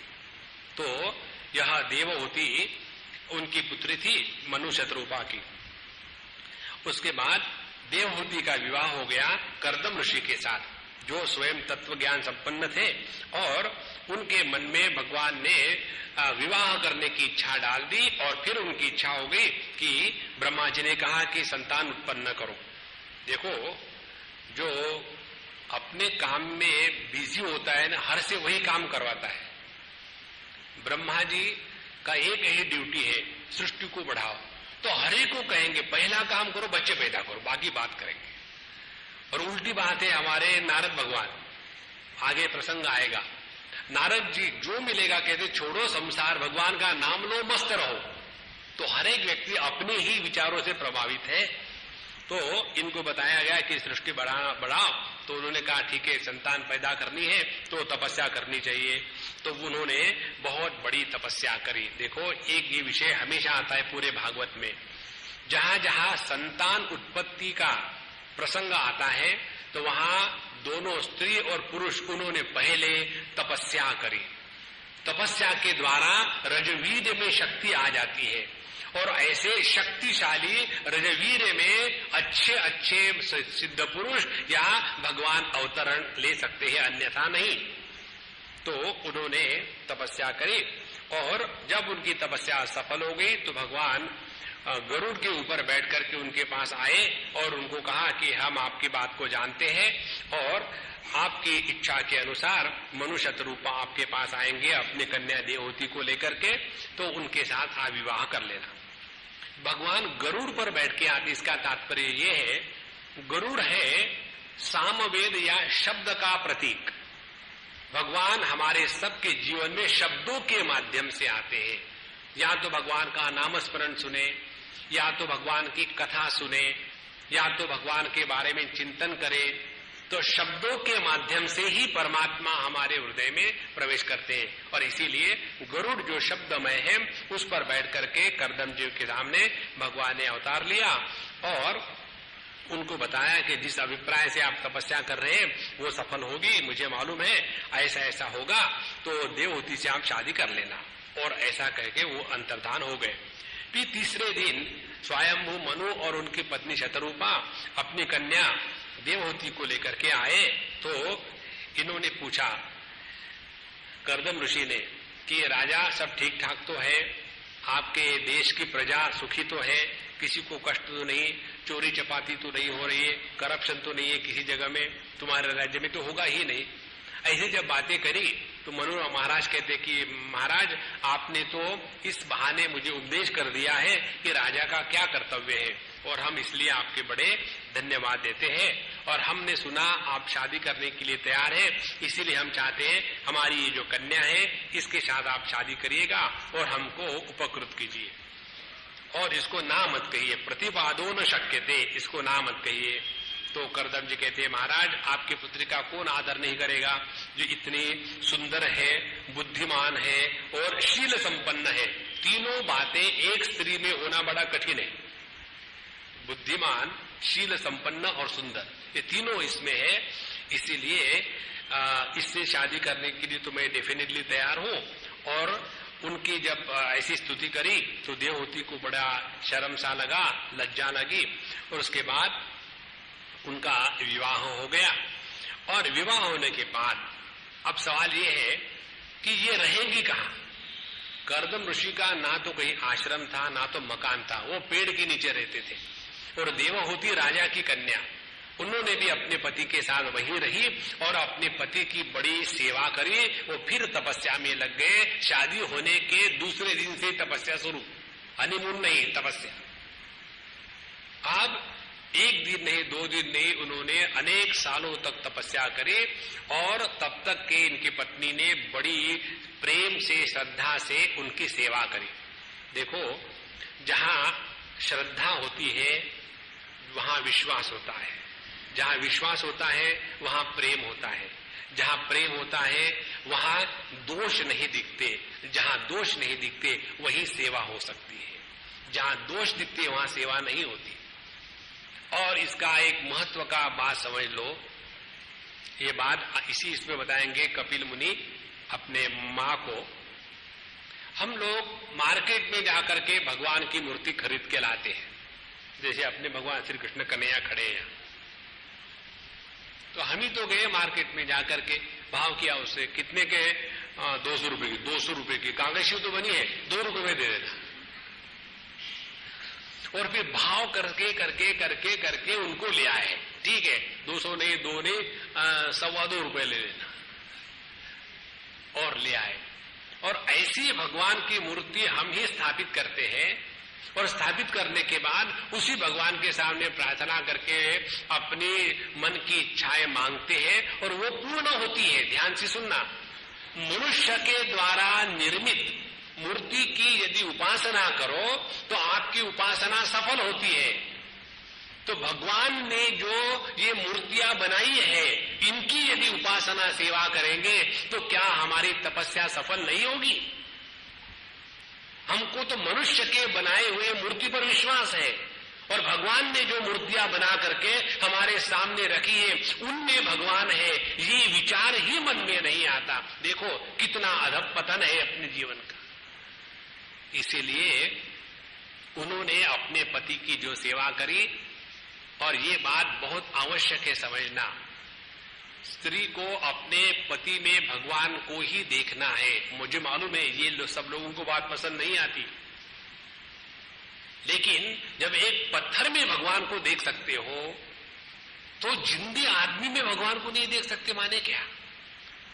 और उसके द्वारा लाभ होगा अपना, हमारा अंतःकरण शुद्ध होगा। तो उन्होंने इस प्रकार से अपने पति की बहुत सेवा करी। और जब उनकी तपस्या पूरी हो गई तो उन्होंने कहा कि देखो, तुमने मेरी इतनी तपस्या के समय सेवा करी, बताओ मैं तुमको क्या दे सकता हूं? तो उन्होंने कहा कि सकृत अंग संगो भूयात। पति पत्नी का विवाह इसीलिए होता है कि उनका शरीर संपर्क स्थापित होए और बच्चा होए, इसीलिए मेरा ये जो देह है ये भी सफल हो जाएगा और अपना दाम्पत्य जीवन भी परिपूर्ण होगा और भगवान की दया से बच्चे भी हो जाएंगे। तो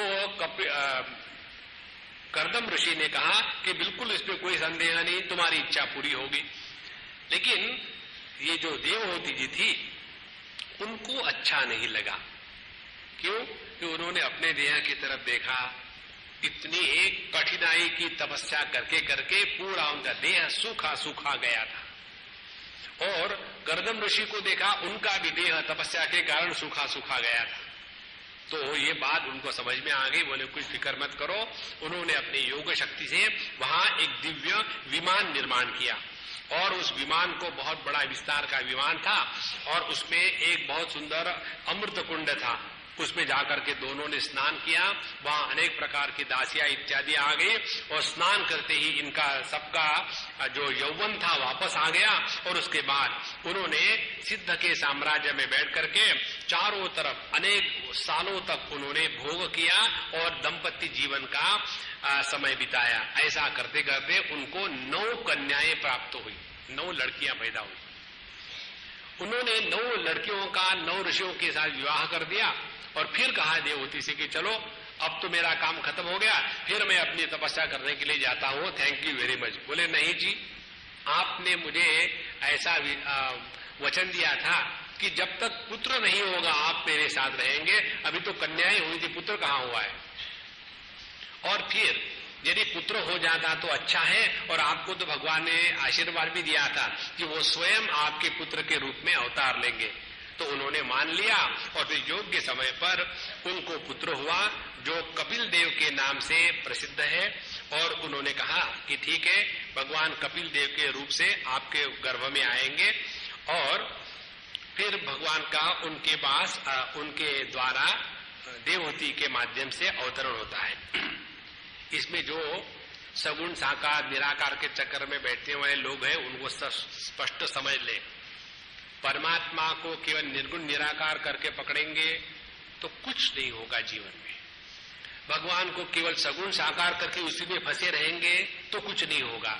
परमात्मा को समझना माने वो निर्गुण निराकार है, लेकिन सगुण साकार होने का उनको टोटल फ्रीडम है, लेकिन सगुण साकार होने के बावजूद भी उनके निर्गुण निराकारत्व में कोई हानि नहीं होती। इस प्रकार से जो सब में व्याप्त है फिर भी सबके जो परे है, ऐसा परमात्मा तत्व, इसी प्रकार से उसका आत्म रूप से ज्ञान होना है।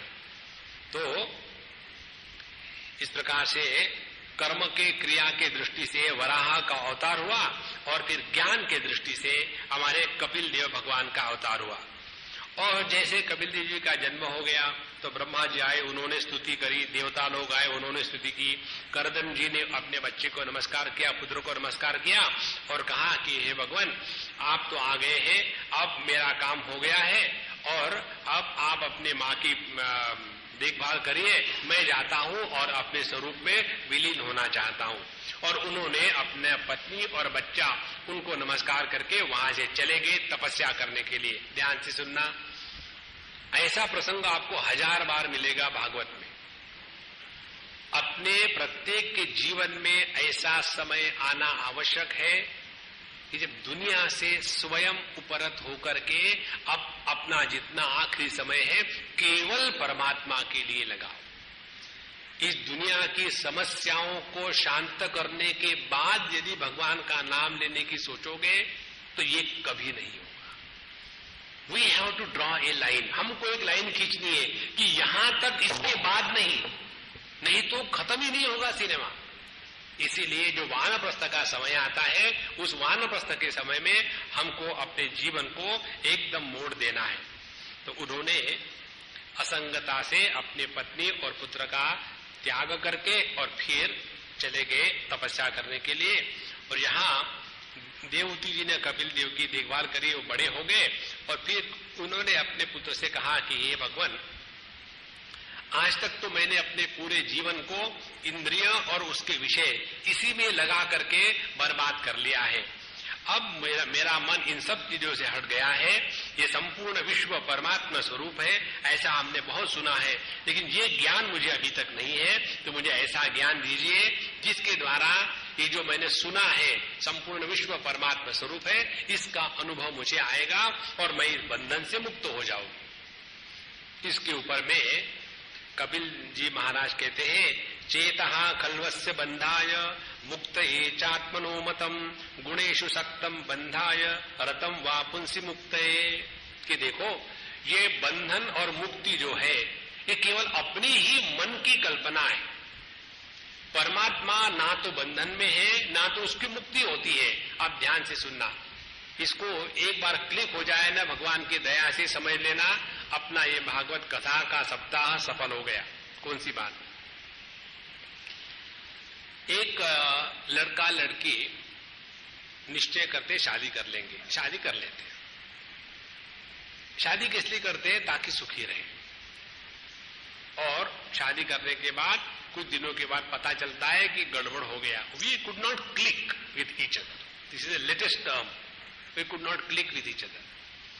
फिर क्या करें? डाइवोर्स कर लो। डाइवोर्स कर लिया और फिर ठीक है। अब ध्यान से सुनना, शादी करी माने क्या? केवल एक मन से ही तो स्वीकार किया था कि ये मेरी पत्नी है। फिर डाइवोर्स किया माने क्या, उसी मन से दूसरा स्वीकार किया ये मेरी पत्नी नहीं है। तो जब ये मेरी पत्नी है ये मन ने मान लिया तो बंधन हो गया, उसी मन ने ये मान लिया ये मेरी पत्नी नहीं है तो सुखी हो गया। तो सुख दुख कहाँ है, ये बाहर कहीं नहीं है, अपने ही मन की कंडीशन है, वास्तविक नहीं है।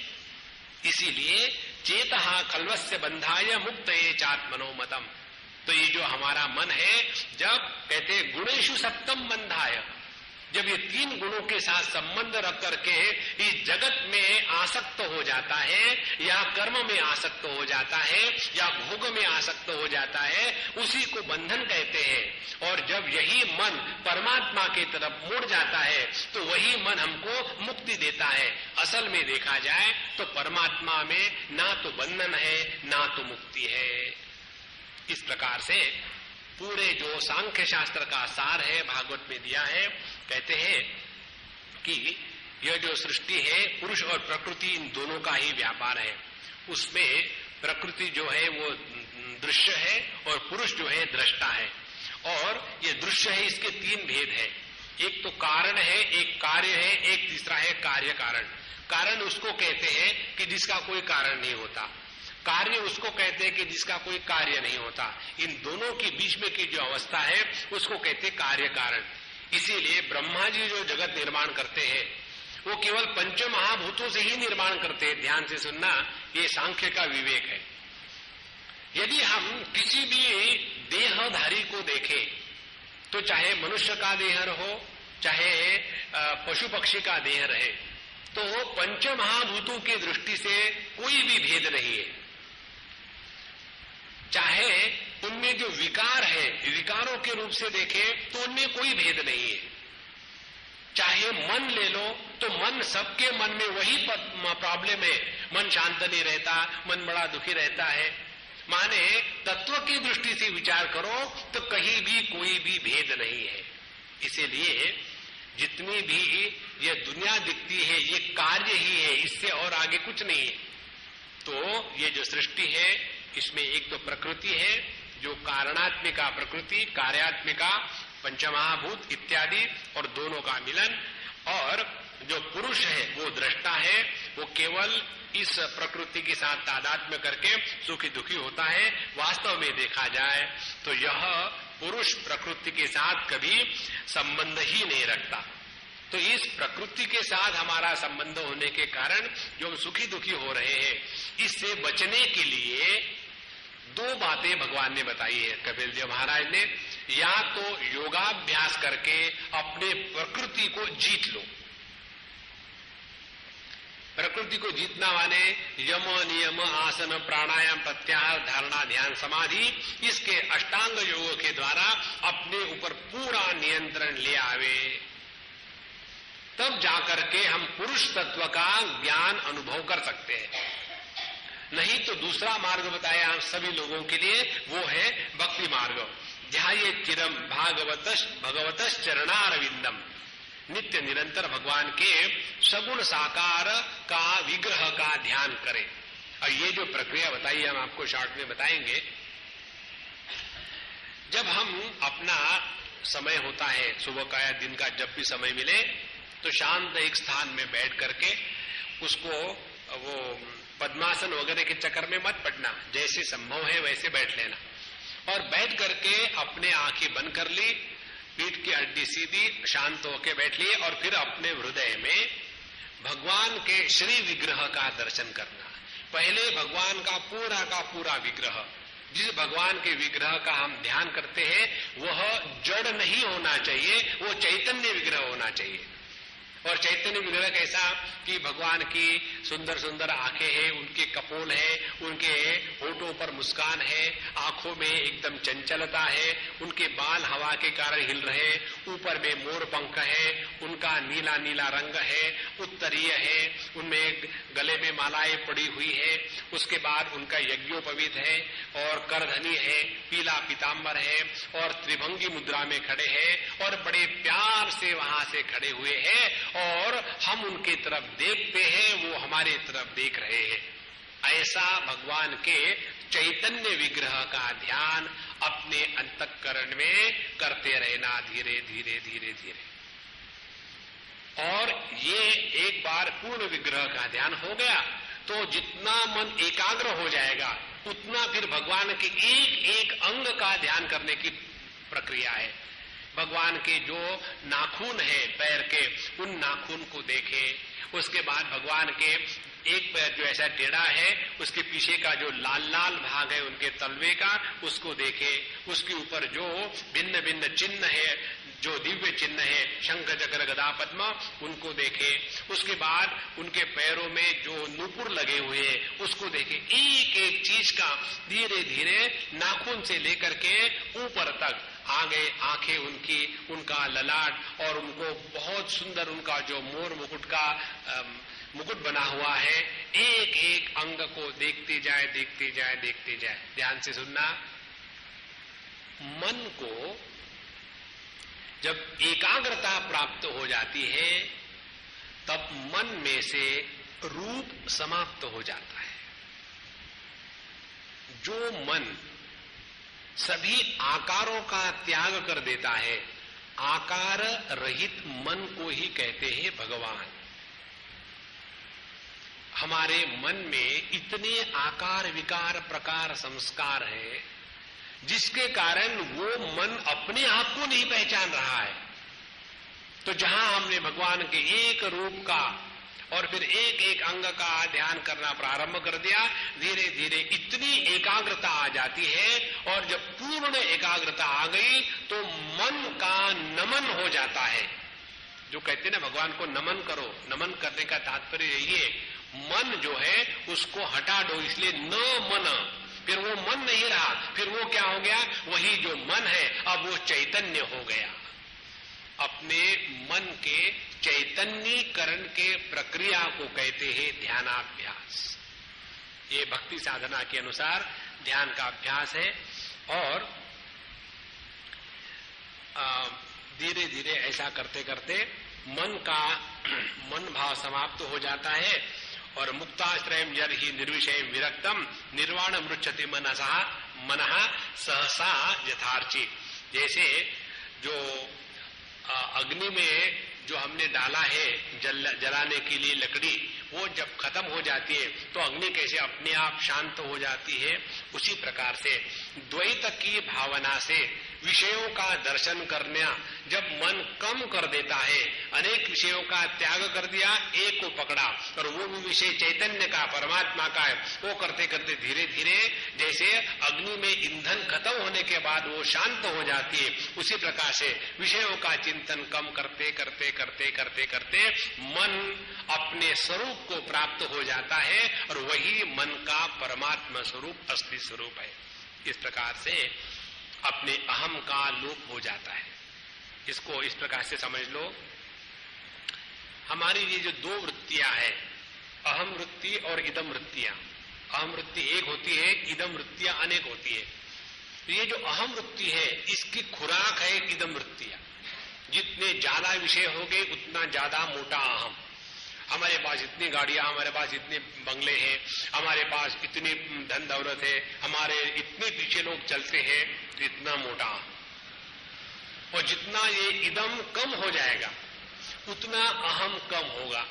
हम तो गरीब है, हमारे पास तो एक ही घर है, हमारे पास एक ही बीबी है, हमारे पास एक ही बच्चा है, तो हम छोटे हैं, लेकिन है अहम ही। तो बड़ी संपत्ति तो बड़ा अहम, छोटी संपत्ति छोटा अहम।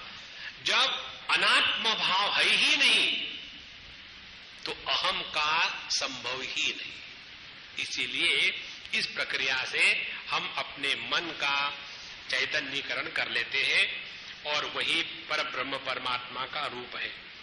उसके पश्चात ये प्रश्न उठाया गया कि क्या मनुष्य अपने अभ्यास के बल पर साधना भगवान की भक्ति कर सकता है? तो उन्होंने कहा कि अपने अभ्यास के बल पर नहीं, हमारी भक्ति की साधना होती है ईश्वर की कृपा से। तो ईश्वर की कृपा को जागृत करना माने क्या? ये जो विषय है भागवत में बड़ा सुंदर है। हमारे प्रत्येक इंद्रिय में एक एक अधिष्ठातु देवता है। जैसे आंखों में है सूर्य देवता, कान में है दिग देवता, रसना में है वरुण देवता, नाक में है पृथ्वी देवता। तो प्रत्येक इंद्रिय में एक एक देवता है। तो हम अपने आंखों से क्या देखें क्या नहीं देखें, ये विवेक करके चलेंगे तो हमारे आंखों में रहने वाले सूर्य देवता की हमने सेवा करी है, उपासना करी है। हम अपने वाणी से क्या बोले क्या न बोले इसको समझ करके योग्य प्रकार से भगवान का नाम लेते रहे तो हमने वाणी में रहने वाले अग्नि देवता की उपासना करिए। इस प्रकार से हमारा पूर्ण जो देह है ये सभी का सभी देवतामय देह है। इसीलिए जब हमारा जीवन धर्म के अनुसार चलता है तो सभी के सभी देवता जो हमारे देह में है वो प्रसन्न होते हैं और उसी देवताओं की प्रसन्नता के कारण हमारी भगवान में भक्ति बढ़ती है। और इसीलिए अपने जीवन में धर्म का महात्म्य इतना आवश्यक है। इसीलिए अपने जीवन में मर्यादा का महात्म्य इतना महत्व का है। तो जिसके जीवन में धर्म ना हो, मर्यादा ना हो, अपने आप को जैसा चाहे बर्ताव करने दे, उससे कभी भी आध्यात्मिक साधना नहीं होती। ये विषय बहुत सुंदर है, इसमें बहुत विस्तार से आया भागवत में। तो ऐसा जिसका अंतःकरण धर्म का जीवन और मर्यादा का जीवन जी करके भगवान को समर्पित करके निष्कामता से जीवन जिएगा तो धीरे धीरे अंतःकरण शुद्ध होगा, एकाग्र होगा और फिर निष्काम भक्ति भगवान के हृदय में निर्माण होगी। और जब हमारे मन में सकामता रहती है, निष्कामता नहीं है, तो इंद्रिय चंचल है, मन चंचल है, तो हम कभी भी भगवान की भक्ति नहीं कर सकते। इसीलिए भगवान के नाम स्मरण ध्यान से मन को एकाग्र करें और अपने इस अन्नमय प्राणमय मनोमय विज्ञानमय कोशों को जला करके परमात्मा में एक हो जावे। भक्ति के भी 3 प्रकार बताए हैं, तामसिक, राजसिक, सात्विक। तामसिक भक्ति वो है जो दूसरों का सत्यानाश करने के लिए पूजा करते हैं। राजसिक भक्ति वो है कि जिसके द्वारा हम अपने जीवन में जगत के वस्तुओं को चाहते हैं। और सात्विक भक्ति वो है कि जिसके द्वारा हम भगवान के प्राप्ति के लिए प्रयत्न करते हैं। और इससे भी बढ़िया भक्ति वो है कि जहां हम परमात्मा को आत्म स्वरूप से पहचानना चाहते हैं, ये है गुणातीत भक्ति। इस प्रकार से भगवान कपिल देव जी महाराज ये बहुत महत्व की बात बताते हैं। मद गुण श्रुति मात्रेण मयि सर्वगुहाशय मनोगति अविच्छिन्ना यथा गंगाम वसो बुधौ। जिस प्रकार से गंगा जी का प्रवाह समुद्र में अखंड जाकर के लीन हो जाता है, उसी प्रकार से जब हमारा मन भगवान के स्मरण में, भगवान के कथा कीर्तन में अखंड लग जाता है, तब हमारा मन अपने आप चैतन्य को प्राप्त हो जाता है।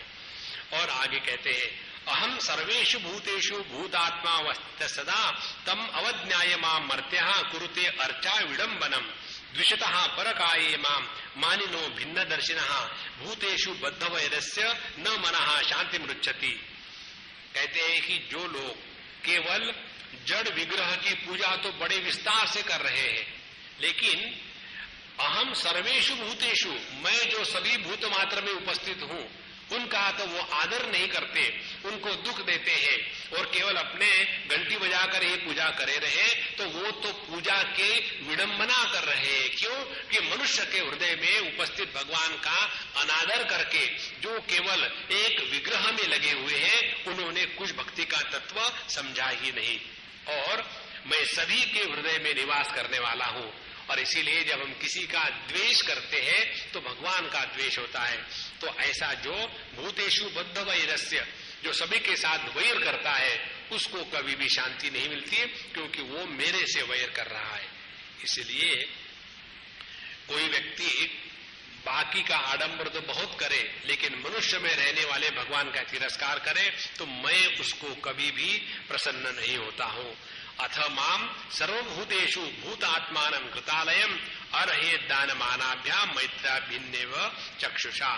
इसीलिए मैं सभी प्राणी मात्र में रहने वाला हूं, ये जान करके सभी को दान पान पुण्य इत्यादि के कार्य करके सबका आदर करना चाहिए, सबके साथ दोस्ती रखनी चाहिए, किसी के साथ कोई बुरी भावना नहीं रखनी चाहिए। देखो, भक्ति करें और सबके साथ दुश्मनी करे, ये भक्ति की विडंबना है। हमको तो सब अपने ही है, कोई पराया नहीं, क्योंकि सभी में वही परमात्मा है। इसके पश्चात प्रसंग आता है जन्म मृत्यु का। मृत्यु किसको कहते हैं, जन्म किसको कहते हैं? मृत्यु कहते हैं जब हमारा चैतन्य इस देह में विषयोपलब्धि करने के लिए असमर्थ होता है, तब इस चैतन्य इस देह का त्याग कर देता है, उसको कहते हैं मृत्यु। और जब किसी दूसरे देह के साथ तादात्म्य हो जाता है तब उसको कहते हैं जन्म। इस प्रकार से यह जो किसी के साथ तादात्म्य हो वही हमारा जन्म है।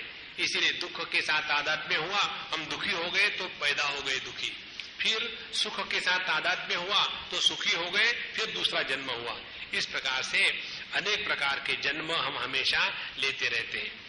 उसके पश्चात उन्होंने भगवान के स्वरूप की व्याख्या की कि भगवान क्या है। जैसे किसी एक वस्तु को हम देख लें तो उसको 5 प्रकार से देखते हैं। उस वस्तु का शब्द स्पर्श रूप रस गंध क्या है, वस्तु होती एक ही है। उसी प्रकार से एक ही परमात्मा को भिन्न प्रकार से देखो तो अनेकता दिखती है, लेकिन है एक ही परमात्मा। और ये सभी जगत के सृष्टि का वर्णन इसलिए आता है कि मनुष्य हमेशा विषयासक्त रह करके दुखी होता है, तो विषयासक्ति से हटा करके अपने आप को नरक से जाने के बचाए और भगवान का भजन करे। इसीलिए यह सृष्टि का वर्णन बताते हैं और दुख का वर्णन बताते हैं। इसीलिए साधु संत क्या करते हैं, इस चक्कर में ना पढ़ करके हमेशा भगवान का भजन कीर्तन करते रहेंगे, ताकि इस भजन कीर्तन में ही मनुष्य अपने जीवन को सुखी शांति रख सकता है। यदि ध्यान करेंगे तो कब तक ध्यान करके बैठेंगे, और यदि विषयों के साथ भोग करेंगे तो कब तक भोग करेंगे। इसीलिए इस भक्ति के आनंद में रहो तो विक्षेप होते हुए भी दुख नहीं है, और सब भोग करते हुए भी भोक्तृत्व नहीं है। ऐसे भक्ति का आनंद अपने जीवन में ले आए, इसी के द्वारा हम अपना भला कर सकते हैं। इसी के साथ साथ यह तृतीय स्कंद समाप्त होता है, जिसमें कपिल देव जी महाराज चले जाते हैं गंगा सागर। हम अभी दर्शन करके आए उनके, और देवहूति जी सबका त्याग करके, वो भी तपस्या करके, वो भी परमात्मा को प्राप्त हो जाती है। इसके पश्चात चतुर्थ स्कंद आएगा, जिसमें धर्म अर्थ काम मोक्ष इन 4 पुरुषार्थों का विस्तार से वर्णन और कथा इत्यादि आएगी। उसको हम बाद में देखेंगे शाम को 6:30 बजे। श्री कृष्णा श्री कृष्णा श्री कृष्णा श्री कृष्णा। ओम पूर्णमदः पूर्णमिदं पूर्णात् पूर्णमुदच्यते पूर्णस्य पूर्णमादाय पूर्णमेवावशिष्यते। ओम शांति शांति शांति। हरि ओम। श्री गुरुभ्यो नमः। हरि ओम।